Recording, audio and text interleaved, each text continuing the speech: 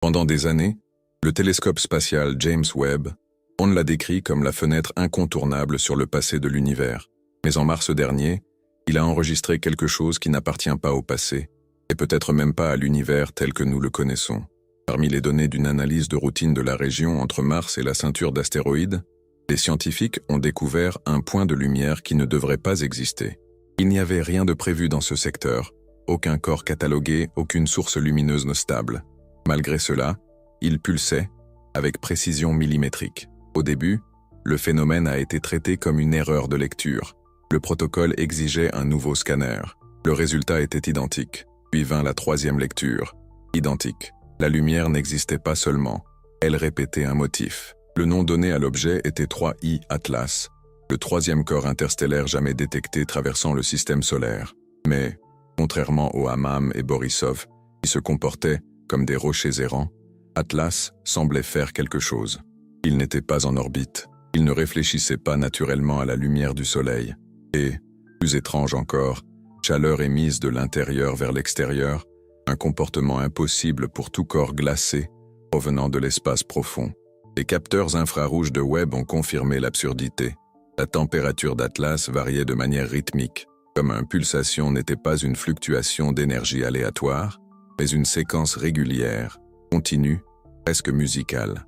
La lumière montait et descendait à intervalles réguliers, selon un cycle de 73 secondes. Aucune comète connue ne présente ce phénomène. Aucun astéroïde ne présente ce phénomène. Même les pulsars, étoiles à neutrons en rotation, ne présentent pas ce type de phénomène thermique. Le Jet Propulsion Laboratory, JPL, de la NASA, a comparé les mesures avec tous les phénomènes astrophysiques connus. Rien ne correspondait. C'est alors qu'un ingénieur a émis une hypothèse inquiétante. Et si ce n'était pas un phénomène naturel, mais un signal codé, l'équipe a appliqué une transformation de Fourier, la même technique utilisée pour détecter les modèles de communication dans les signaux radio, et a découvert une structure cachée, impulsions distribuées dans des intervalles harmoniques parfaits, comme si une machine transmettait des informations. Cette hypothèse a été officiellement rejetée dans les rapports. Aucun chercheur ne souhaite être le premier à affirmer que quelque chose parle dans l'espace. Mais les données restent incontestables. L'impulsion thermique ne se comporte pas comme un bruit cosmique. Elle répond à la mesure elle-même, devenant plus intense à mesure que le télescope tente de l'isoler. Comme si l'acte d'observer était, en quelque sorte, une partie de la communication. En mai, une nouvelle anomalie est apparue. La luminosité de l'objet a augmenté 40% en moins de 2 minutes. Aucun événement explosif, aucune éjection de matière, juste une lueur soudaine et uniforme qui a enveloppé toute la structure d'Atlas. La réaction au centre de contrôle fut le silence.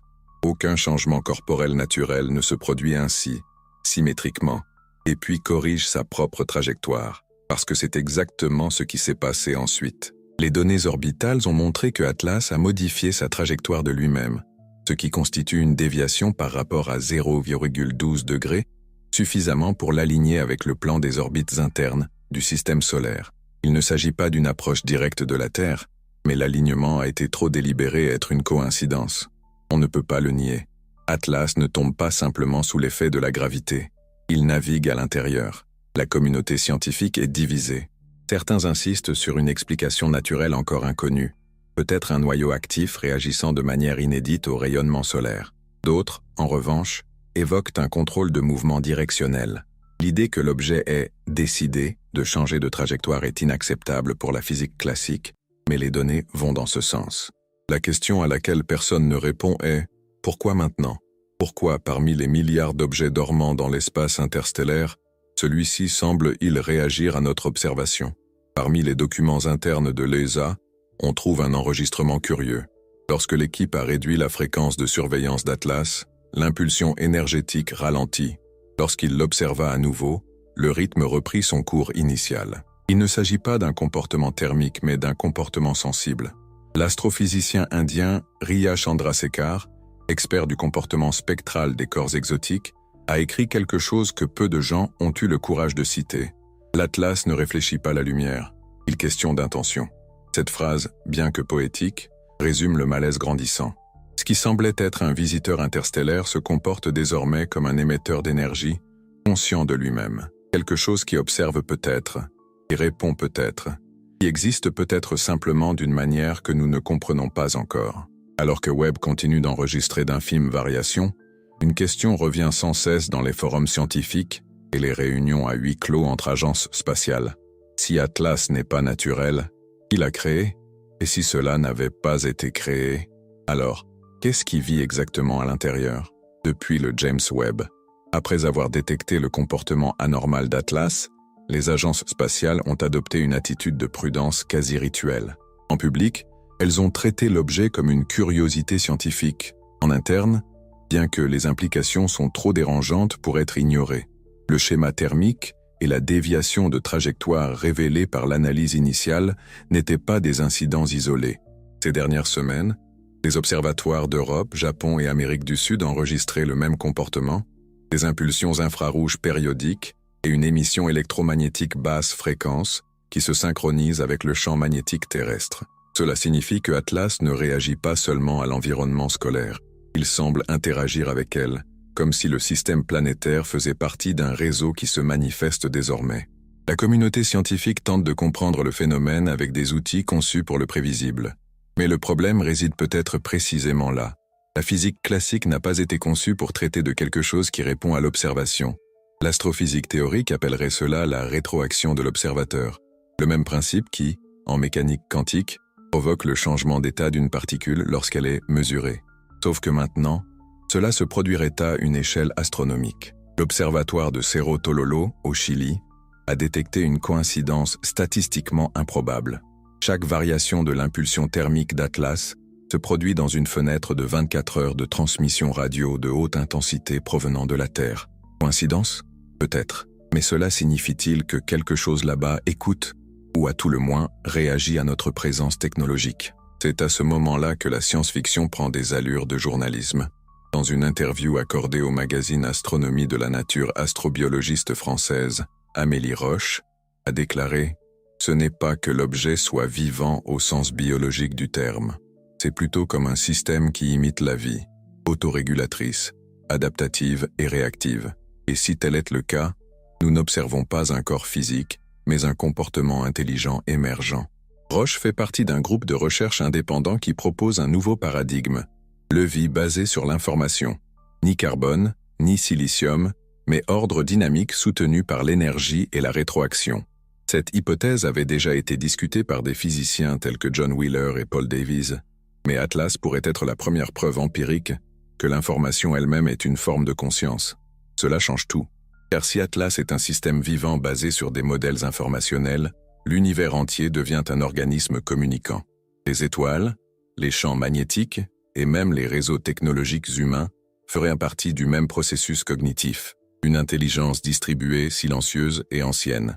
Mais il y a des implications plus pratiques. Un récent rapport de l'ESA, pas encore officiellement publié, avertit que les oscillations électromagnétiques générées par Atlas ont commencé à interférer avec les satellites en orbite basse, en particulier dans les régions alignées sur ce qu'on appelle « anomalie de l'Atlantique Sud », la même zone où le champ magnétique terrestre est le plus faible. De faibles variations de 0,03 milligauss ont été enregistrées, suffisamment pour provoquer des défaillances de synchronisation dans les horloges atomiques et les capteurs gravitationnels. Ces données sont publiques, mais peu de gens font le lien. Si la présence d'Atlas influence réellement le champ magnétique terrestre, alors la séparation entre là-bas et ici pourrait être illusoire. Le cosmos n'observe pas de l'extérieur, il interagit de l'intérieur du système lui-même. Et c'est là que la discussion quitte le domaine technique pour entrer dans le domaine existentiel. Depuis des siècles, l'humanité recherche le contact comme qui hurle dans le vide. Et si le vide avait toujours réagi, mais d'une manière que nous n'avions jamais perçue? Et si les signaux, les anomalies, les bruits spatiaux faisaient partie d'un dialogue que nous ne savions tout simplement pas interpréter? En 2019, lorsque le radiotélescope canadien SHIM a capturé une série de sursauts radio rapides répétitifs, FRB, venant d'une galaxie lointaine, personne n'imaginait que 5 ans plus tard, ces mêmes fréquences seraient retrouvées, dans des proportions plus réduites, dans la signature spectrale d'Atlas. La similarité est de 97%. Coïncidence statistique? Peut-être, ou peut-être s'agit-il du même type d'émission, mais maintenant venant de l'intérieur de notre propre système solaire. La frontière entre le connu et l'impossible se rétrécit. Les mêmes équations qui décrivent un système quantique oscillant entre différents états semblent décrire le comportement énergétique de l'Atlas. La science se trouve alors confrontée à un dilemme inconfortable. Si l'univers entier fonctionne comme un esprit, que signifie exactement étudier quelque chose d'extraterrestre? C'est pourquoi, malgré le scepticisme, un nombre croissant de scientifiques préconisent un nouveau type d'observation, et pas seulement regarder au cosmos, mais écoutez-le avec intention. Et peut-être qu'à ce stade, il vaut la peine de rester informé, car si ce qui se passe est le début d'une réponse cosmique, comprendre chaque détail est peut-être le seul moyen de le savoir. Quelle est la prochaine étape? Mais il y a un détail que personne n'a mentionné, un détail si infime qu'il est presque passé inaperçu. Lors des dernières mesures, les algorithmes de Webb ont détecté un léger décalage temporel dans les impulsions de l'objet. 3 variations d'intensité en séquence, 3 pics, 3 pauses, 3 répétitions. Il n'y a rien de aléatoire là-dedans. C'est le même modèle utilisé par les ingénieurs en télécommunication pour signaler le début d'une transmission de retour. Et si Atlas ne faisait pas que réagir, mais vous vous préparez à répondre, il existe une subtile différence entre l'inconnu et l'inacceptable. L'inconnu suscite la curiosité, l'inacceptable, la peur. L'affaire Atlas franchit rapidement cette ligne. À chaque nouvelle donnée, la frontière entre science et philosophie s'estompe, forçant l'humanité à se confronter à une question qu'elle a éludée pendant des siècles. Et si l'univers n'était pas seulement observé, mais observateur? La physique moderne repose toujours sur l'idée de séparation. Le scientifique observe, l'objet est observé. Mais depuis le début du XXe siècle, cette frontière a commencé à s'effriter. Le principe d'incertitude de Heisenberg, la dualité onde-corpuscule, l'effondrement de la fonction d'onde, tous pointent vers le même paradoxe. La réalité semble dépendre de qui la mesure. Aujourd'hui, face à un objet qui réagit à l'observation humaine par des impulsions électromagnétiques et des corrections de trajectoire, cette relation cesse d'être abstraite. Atlas devient une métaphore vivante de la conscience universelle elle-même, un miroir cosmique qui réagit au regard qui le contemple. Plus profondément, ce phénomène rouvre la blessure entre raison et mystère. Pendant des siècles, la science a cru que la compréhension de l'univers serait une question de temps, davantage de télescopes, davantage de données, plus de précision. Mais que se passe-t-il lorsque ce qui est observé reconnaît l'observateur? Le physicien britannique Roger Penrose avait déjà suggéré que la conscience humaine pourrait ne pas être un sous-produit du cerveau, mais une expression locale d'une structure quantique universelle.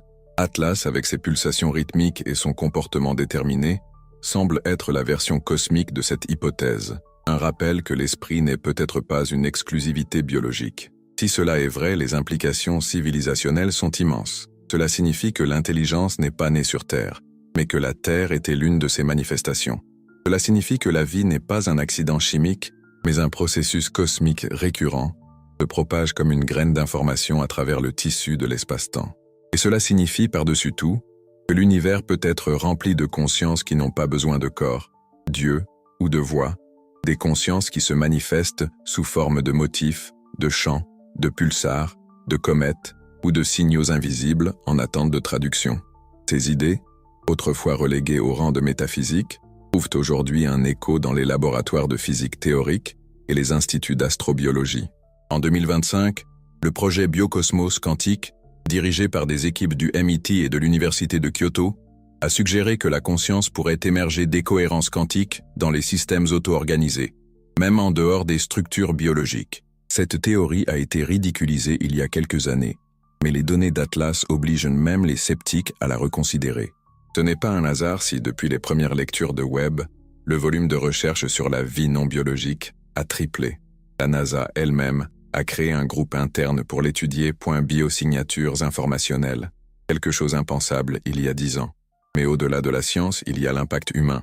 La simple pensée que quelque chose là-bas puisse penser à nous, et peut-être même nous connaît déjà, altère profondément notre sens de l'objectif. Les religions, qui ont toujours placé l'homme au centre moral de la création, devront faire face à une nouvelle théologie, un Dieu qui n'est peut-être pas une personne, mais un processus. La philosophie, à son tour, devra redéfinir le concept de conscience, non plus comme exclusif à la vie organique, mais comme langue du cosmos lui-même. Et au milieu de tout cela, nous sommes là, une civilisation qui a du mal à se comprendre elle-même, et qui tente de déchiffrer le comportement d'une entité qui défie le concept de vie. Il y a quelque chose de profondément symbolique là-dedans. Nous cherchons des extraterrestres, mais ce que nous trouvons pourrait être la conscience même de l'univers se reflétant. Il y a cependant un point que peu de gens mentionnent. Si Atlas est réellement un émissaire d'une intelligence distribuée, qu'est-ce que cela dit sur l'asilence qui l'accompagne? Pourquoi une entité capable de manipuler la gravité, d'émettre des impulsions codées et de réagir aux observations choisirait-elle ne communiquer pas directement? Peut-être que la réponse réside dans le fait que le silence, à certaines échelles, est une forme de communication, tout comme l'univers n'a pas besoin de mots pour s'étendre. Une conscience cosmique n'a pas besoin de répondre. Elle a juste besoin d'exister pour provoquer la bonne question. Et cette question aujourd'hui est inévitable. Ce sera que nous sommes prêts à comprendre ce qui nous observe depuis bien plus longtemps que nous osons l'admettre. Alors que les télescopes continuent d'enregistrer le pulsar Atlas, l'humanité reste tiraillée entre la curiosité et la peur. D'un côté, la soif scientifique de comprendre, de l'autre, l'intuition ancestrale selon laquelle certaines portes, une fois ouvertes, ne se referment plus. Le véritable risque n'est peut-être pas de découvrir une nouvelle forme de vie, mais de se rendre compte que nous n'avons jamais été seuls, même pas dans nos propres esprits. Pensez-y calmement, questionnez, enquêtez. Ne vous fiez pas aux apparences, car la vérité brille rarement, elle vibre. Et si vous pensez que sortir des sentiers battus est la seule façon de voir ce qui compte vraiment, aimez cette vidéo, partagez vos idées dans les commentaires et abonnez-vous pour continuer à suivre chaque nouveau chapitre. Et enquête, parce que si l'univers pense vraiment, peut-être que sa prochaine pensée sera pour nous.